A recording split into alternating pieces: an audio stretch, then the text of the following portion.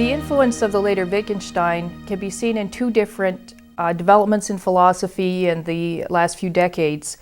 One is an early development by the philosopher J.L. Austin. Austin drew attention to the ordinary uses of language and thought you could make some progress actually in philosophical problems by attending carefully to ordinary language. And in this, he had not just a therapeutic model of philosophy, but a more substantive model for what philosophers could accomplish. After this, in the next lesson, we'll turn to the anti-realist strain of the later Wittgenstein that I said reappears in especially contemporary philosophy of Dummett and Rorty and some others who some of their students.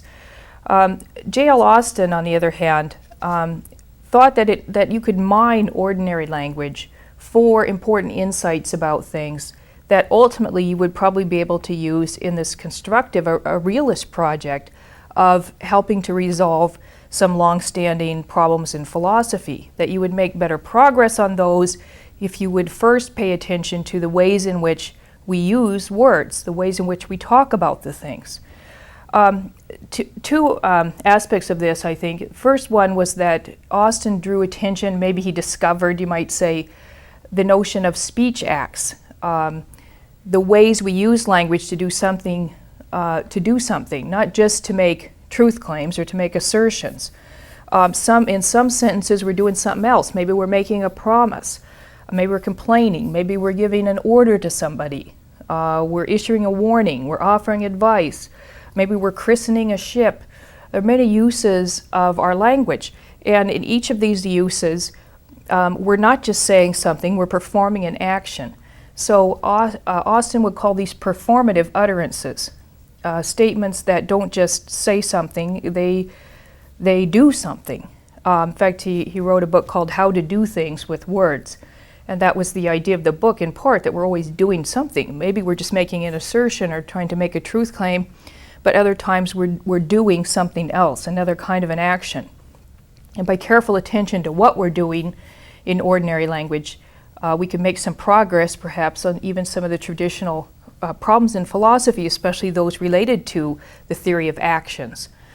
Austin was also suggesting that, in a way, that philosophers take a more modest view of the project of philosophy, at least for a time, right? Rather than attempting to develop this kind of huge overall synthesis of everything, God and reality and the world and so forth. Instead, philosophers should focus on smaller pieces, right? They should make careful studies of the ways in which individual terms function in our language. And he thought maybe this by itself would clear up a lot of confusions and maybe even dissolve some long-standing philosophical problems. Not by showing that they can't be solved or something like that, but in fact by showing us what the truth of the matter is. So we work on aspects of our language piece by piece, as it were. We kind of slow down, focus in on a narrower aspect of language and try to get very clear about that before we move on. And again, the idea would be that this is going to be more on the model of how scientists work. They each work on different small things, small projects, then they combine their results, and maybe eventually they can go on to the constructive, the theory building project. So by studying the words, we're going to use, for instance, just to take an example that Austin that was one of his most important and influential contributions to philosophy. He liked to focus on the words we use to describe our actions. What's the difference between acting and having something just happen to you? Then we could get much clearer about notions like free will, freedom, moral responsibility, and so forth. Especially responsibility. When are we responsible for what we've done? Is to sneeze to do an action? What about breathing? Is that an action or not? Is seeing an action? Perceiving something? Is if you checkmate somebody, is that an action? And then you sort of look at a lot of other action words and try to decide which ones. It's a project isn't really exactly yet anyway, which ones are actions. It's rather which ones would we say would be inclined to say, yeah, that's an action, whereas this is just something that happens to you. Sneezing, of course, we're going to be inclined to say, well, person doesn't have any control over that. You know, don't. There's a poem I remember, I forget who the author was, but about disciplining children, and the idea was to be stern with your little boy, beat him when he sneezes. And that seemed a little harsh because we think, well, the kid can't help it. So Austin would say, well, let's just attend to things like that, things that we already assume and presuppose because of the way we talk about things. As he puts it, words are our tools here, our tools in philosophy. And as a minimum, we should use clean tools. We should know what we mean and what we do not. We must forearm ourselves against the traps that language sets us. Our common stock of words embodies all the distinctions men have found worth drawing and the connections they have found worth making in the lifetime of many generations. These surely are more likely to be numerous, more sound, since they have stood up to the long test of the survival of the fittest, and more subtle, at least in all ordinary and reasonably practical matters, than any that you or I are likely to think up in our armchairs on an afternoon, the most favored alternative method. This was an essay called A Plea for Excuses, another one of Austin's very influential essays, where he's arguing that the words are going to be our tools. They could be helpful in solving philosophical problems because they reflect not just individual words, right, but the ways we talk about things reflects distinctions that people have come up with, human beings have come up with in millennia of dealing with, of trying to decide when people are responsible for what they've done and so forth. It's not like we're the first ones to ever try to decide when is somebody responsible for their actions. So if we look at the way the language has evolved, then kind of on an evolutionary theory, right, the best distinctions, the best ways of demarcating things and so forth will be the ones that have survived. So careful attention to the ways we talk could be illuminating about the things themselves. Now, Austin was not too enthusiastic about the label ordinary language philosophy because he thought it made it sound as though philosophers of this variety or philosophers that use the method only care about language, that they don't care about, they don't want to talk about anything else except language itself. The contemporary philosopher, French philosopher Jacques Derrida, often characterizes American philosophy as an excessive use of quotation marks because they're always analyzing sentences and so forth, as that was the beginning and end of it. And so the term ordinary language philosophy was sometimes applied to either later Wittgenstein or to somebody like Austin, his student John Searle, in a kind of pejorative way. That, you know, this is a kind of trivial thing to look at ordinary language, right? I mean, at least it was respectable to try to give an account of science, but ordinary language, that we're going to get some philosophers now, we're going to learn something from an everyday person in the street, you know, give me a break. So there was a kind of contempt for it. Austin suggested that a better name for it would be linguistic phenomenology, right? Careful attention to the way our language is used in different situations, taking the lesson from Wittgenstein. You got to look at this context and situation and so forth. Pay close attention to what we would say and what we wouldn't say, who we would blame, who we wouldn't blame, and so forth. All right, so that's the method. Now, it can then have in this background, this approach can have a kind of realism as its ultimate goal. That is not just to describe words, but to describe what's out there.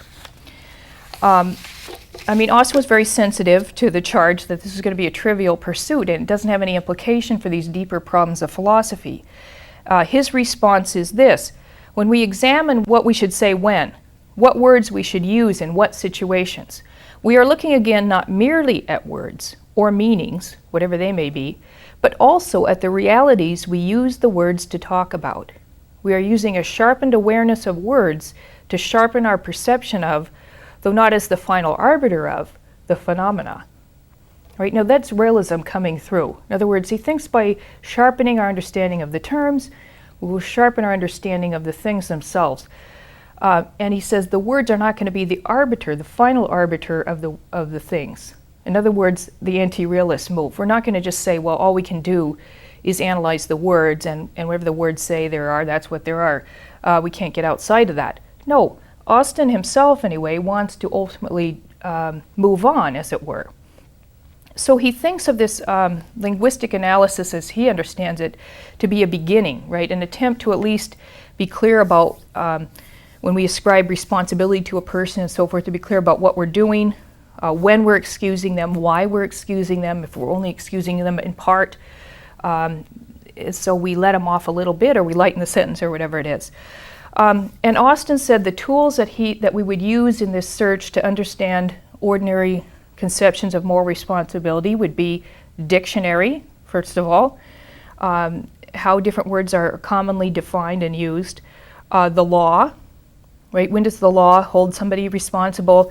We're all familiar with the different levels of responsibility in the distinction between first-degree murder, second-degree murder, involuntary homicide, and so forth, all suggesting that the law itself is reflecting their common understanding that some people are much more responsible for what they did than other people are.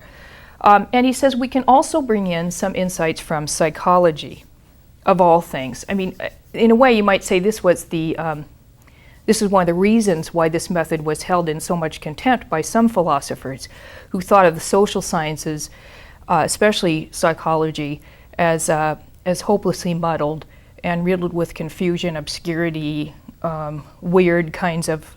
I mean, psychology, remember, this is in the 50s, is still heavily influenced by Freud and psychoanalysis and so forth, so it was a pretty murky business in the view of many philosophers. But Austin says, with these sources and with the aid of the imagination, it will go hard if we cannot arrive at the meanings of large numbers of expressions and at the understanding and classification of large numbers of actions. Clarity, too, I know, has been said to be not enough, but perhaps it will be time to go into that when we are within measurable distance of achieving clarity on some matter. All right, that is, clarity isn't the end of the inquiry, but it is the beginning. It's not a bad place to start, right? And Austin's feeling is that many philosophers have not been particularly clear about what they're saying and what our ordinary understanding of something is, and then just rushed on to constructing these theories without careful attention first to what the data, you might say, are. What is the data of common sense here? In his work called Sense and Sensibilia, Austin criticized the standard arguments in favor of sense data, for instance. He didn't think that they were persuasive. On the other hand, he doesn't go on to defend a strong view, you might say, a realistic view that what we see in perception are the material objects themselves, that we don't just see giraffian sense data, we see giraffes. He doesn't do that, right? So on most questions, just as in this case, he saw himself as making a beginning, I think, offering a first word, not the last word, on the question. But he did want to encourage philosophers to be a lot more careful, a lot more piecemeal, a lot more patient, you might say, with the small analytical tasks. In his essay on Austin, who was his teacher, John Searle says Austin had little use for Wittgenstein's philosophy as a whole. Right? The influence of Wittgenstein is there, you might say, in the turn to ordinary language, but Searle says many people will think of Austin as a kind of disciple of Wittgenstein, but he says he didn't really like Wittgenstein's approach because he thought it was hopelessly lacking in clarity and precision. It wasn't careful enough. Austin found the arguments against private language, for example, wholly unconvincing in Wittgenstein. And Searle thinks that if Austin had a mentor, a role model, it was G.E. Moore. Right? G.E. Moore, original philosopher of common sense here, was the person Austin especially had in mind, that we should pay attention to common sense, and common sense is reflected in ordinary language. Now, there are some advantages, I think, to this kind of ordinary language analysis. There are some positives here. One is that we do focus on here on the worldview, you might say, of common sense. And there are advantages, I think, to going back for philosophers to go back to common sense, to what things we would all say we already know, and start from there. Those kind of starting points aren't necessarily incorrigible. They don't have the kind of certainty that Russell had hoped for, that Descartes had once hoped for, but they're not a bad place to start. Austin sees our language, ordinary language, to be revelatory of reality, of the phenomena, and a reality that's not constructed by language. In other words, as he says, we're not the final arbiter of the phenomena themselves. They are what they are, independent of the way we speak about them. He thinks that by focusing on the language we use and for a time anyway, you might say, setting aside or postponing questions, deeper metaphysical questions, we might be able to prescind from the current debates over the larger issues. Is theism or naturalism true? Is materialism about the mind going to succeed, and so forth? And maybe we can make some progress in the meanwhile on more limited issues without taking on the foundations of an entire worldview. Many philosophers who had interests in metaphysics or in moral theory, normative ethics, or religious belief found this approach very liberating and very attractive. Right? You focus on the way that words are used in various arguments, in various contexts, and so on, without having to defend, at least not yet, more substantive claims about the way things really are, claims that are going to be a lot more controversial. So this allowed some moral philosophers and others to fly under the radar of the reigning scientism and materialism. Might call their movement contemporary stealth philosophy. They were able to present their work as simply an analysis of the way we speak about different things, using the dictionary in part as a tool, using our imagination, as Austin says, that is trying to imagine, well, what would we say in this context? What would we say in that case? Some people complained about this method, that it was philosophy by counterexample. That is, somebody would say, well, we don't normally hold people morally responsible in cases where they're compelled. And somebody else would just give an example of where we would do that. Here's a person who was compelled, and yet we would hold them responsible and so forth. Or wouldn't we say in this kind of a case, yeah, they deserved it. They deserved to be punished or whatever. Wouldn't we still punish them anyway? And so on. So there was that kind of a constructive project, you might say, of the imagination. Some people thought this was useful for getting clear about our concepts. Other people thought it was a distraction. It was silliness. That why is philosophy concerned about these bizarre kinds of issues? In fact, ethics often maybe really went to town in this area in trying to imagine, in getting clear about especially what kind of actions would be okay and which ones wouldn't be, to imagine all kinds of weird scenarios where, say, there's a bunch of people trapped in a cave and they're trying to get out, but a particularly ample person is trying to get through the opening and blocks it up, and then they can't move forward or back. Nobody can get them through the opening. So everybody, water's rising in the cave, and everybody's going to die unless they get this person out of the way. And the only way to do so is with a stick of dynamite. And if they blast with the dynamite, they'll all get out, but this person will no doubt be killed by the blast, the person stuck in the hole. So is it okay, in that case, for them to go ahead and dynamite the opening? A train's coming toward us and somebody's tied to the front of the train. There were all these bizarre kinds of imaginative scenarios. Some people thought that these were just hopeless. That how could this be useful for philosophy? Because this is a situation that's never going to occur, let's face it. But the argument in its favor was that by in a way, prescinding from the other factors, trying to get a kind of pure, it's the closest thing you could do, I suppose, to being in the laboratory and trying to have a controlled experiment. That is, prescinding from all these other factors that often in real life are going to interfere with our judgments, trying to just get a kind of pure scenario where these are the only things we know about it and so forth, and then say, now if we were in that situation, what we think it was okay to do, and what we say, no, we can't do that, and why would we say it, and so forth. So the idea was that by carefully attending to real and imagined cases and what we'd say about them and so forth, we get more and more clear about certain moral concepts, and that will function then as our data in developing the broader moral theories that we develop. We'll say, well, this theory captures the data better than these, and so forth. Now, if this were linked maybe to a little bit bolder realism about ordinary claims, the method, I think, would have very few differences with the method used by Aristotle or by St. Thomas Aquinas. After all, in the opening chapter of his main treatise on ethics, the Nicomachean Ethics, Aristotle proposes to survey what various people have already said about what the good is for human beings. Right? He says, well, some people think pleasure is the good. Some people think it's virtue. And then, having listed all those, he says, well, let's see what are the qualifications that the highest good is supposed to have. It's supposed to be something that's an end in itself. It's supposed to be complete and so on. And those criteria, he says, are themselves just drawn from what ordinary people would say. It can't be the highest good unless it's complete, unless it's something we can actually achieve and so forth. So in every case, you might say he's looking back to common sense and to ordinary language and so forth. But there is, I think, a weakness in ordinary language analysis as practiced by someone like Austin. Obviously, in the end, you haven't eliminated the deeper philosophical questions.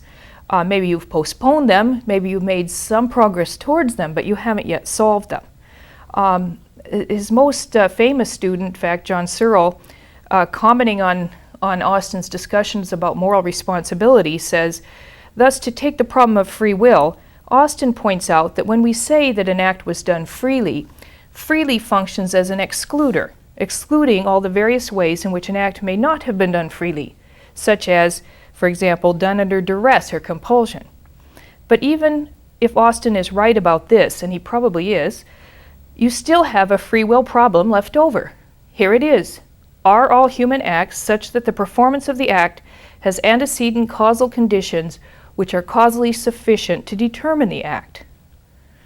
All right, that is, that problem of free will and determinism is going to remain, even if it turns out that, well, here's what we're doing when we excuse people. We're trying to say they weren't coerced and so forth. Well, fine.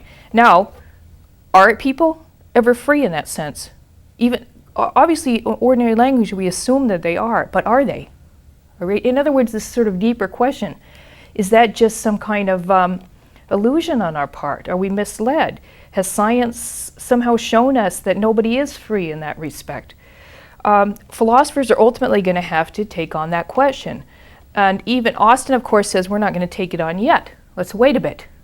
Right? Not everybody was as patient as he was. He was a very meticulous, careful thinker. People who knew him in person say that that with everybody he required a very high level of precision. He was never loose about what he would say. But if philosophers are going to address the deeper questions here, it will be useful to have clearly in mind what view about actions and responsibility we do already presuppose in our ordinary language about them. I think it's a bit of a toss-up here as to which view of Austin one wants to take. One could see this project as so limited in its results, you might say, as to not be worth doing. I myself see this project as promising in various ways. But one can just, of course, say, I'm going to start with common sense beliefs, the way that Aristotle does or the way that Thomas Reid does. Obviously, that's going to be open to a lot of challenge and criticism by those who think common sense is hopelessly deceived on many points, or that science, the scientific picture of things, has utterly devastated, decimated the common sense view of reality and so forth.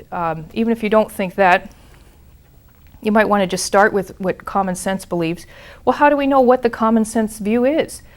Here I think Austin has a promising suggestion that we look at how we, well, if you like, how we think about these things, but that's reflected in the ways that we talk about them. If it turns out that almost everybody, when they're not in their mode of being professional philosophers, almost everybody thinks people are acting freely sometimes, and sometimes they're not. We should perhaps take that very seriously as something common sense at least is committed to. And it could serve, I think, these common sense claims can sometimes serve as a kind of default factor. That is, maybe they should be assumed to be okay or true or reflective of reality unless we have a really good reason to give them up. Unless you have a really strong, very convincing and powerful argument of some kind that common sense on this point is just totally and utterly confused and mistaken. In the case of the free will determinism issue, in a way, I think that's kind of illuminating. Many of the people who think the common sense view is utterly mistaken have no particular argument for that. It's an assumption. It's just assumed that, of course, naturalism is true. Everything that exists is some version or other of a physical thing, human beings included. So the human organism functions in a pretty mechanistic way, and that eventually, there's a kind of promissory note many times, eventually the sciences will be able to fully predict everything that we say, do, and think. We're not at that point yet, of course, but the assumption is, of course, that's just a matter of time. Well, why should we think so, given that common sense is very much committed to the view that not all of our actions are determined, that human beings aren't, in fact, wholly subject to the physical laws. Not all our behavior is coerced, causally determined in that sense. People really do have genuine options presented to them. It seems to me that unless we've already presupposed the truth of naturalism or materialism, then a determinist view of human action will not be particularly attractive. If we have presupposed it, then of course we are already committed to a philosophical position on this, and we have to contend with the fact that common sense is strongly on the other side here.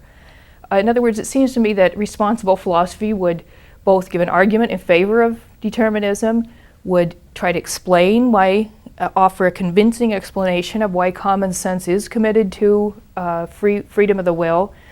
Why is that reflected even in law and in our moral judgments and so forth, to such an extent, it's I would think inextricably bound up in our culture to hold people responsible for some of their behavior.